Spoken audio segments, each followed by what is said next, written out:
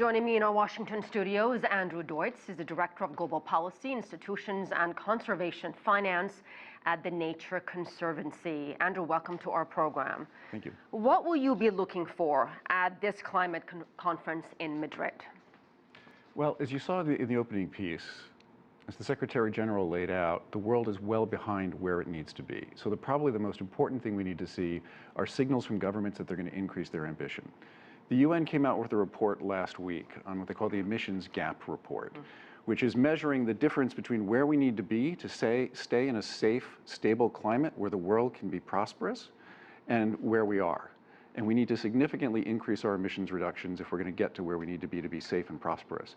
So hopefully what we're going to see this week are some signals from countries about what they're going to do to increase their ambition to put us on track to stay in a safe, prosperous world. But Andrew, how do we know if they are going to keep up following through with those signals, if you will, because these commitments are not binding. They can make promises and then back out or not follow through.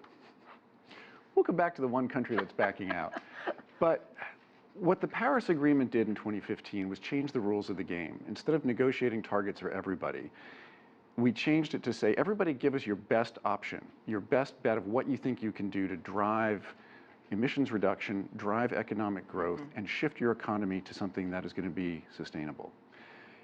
Now what we're seeing is the starting game of countries figuring out what more they need to do. Probably countries, presidents and prime ministers met in New York for the climate summit in September. And probably the most important thing that happened there was that 70 countries signaled that they will make long-term commitments to reduce their carbon emissions to zero by 2050. But that's in 2050, right? So when it needs to happen now, the next step, we're going to be looking for signals this week and by next year is, what are they going to do by 2025? What are they going to do by 2030 to actually put themselves on a pathway so that we get to where the world needs to be by 2050? So as you know, the U.S. officially began the process of withdrawing from the Climate Paris Agreement.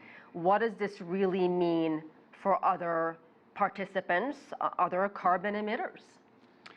I think what this means for the rest of the world is that they have an opportunity to move ahead and lead in the 21st century economy. They got to step up their game.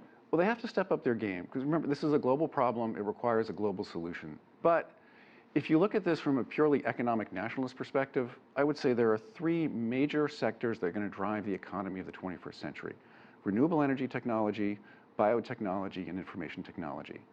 We used to think that dealing with climate change was an economic cost. Instead, it's now, we understand, much less expensive. It's actually an investment opportunity to address climate change. It's going to be much more expensive to not deal with it.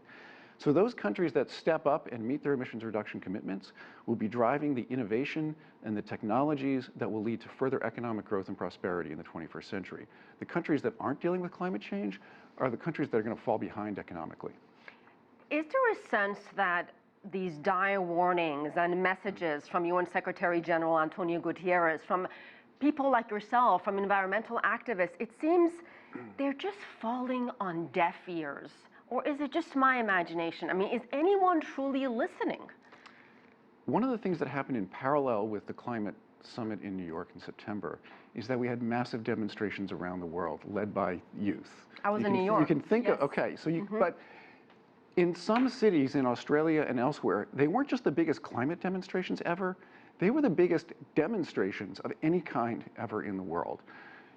If you look at the polling right now in the United States, for people under 40, climate change is a visceral issue that needs to be dealt with. It's not partisan. I think the world has really turned a corner in understanding this. We're seeing that in youth activism, we're seeing that in the streets, we're also seeing it in companies making commitments. There are over 200 companies that have committed to go to 100% renewable energy. Google has already done that. A few weeks ago, Amazon committed not just to that, but to commit to go carbon zero by 2050. So you're seeing the corporate sector do it because they're responding to the demands from their customers. Yeah, if politicians are not doing it, at least you're doing it in other sectors. All right, we'll leave it there. Andrew Deutz, thank you so much, as always.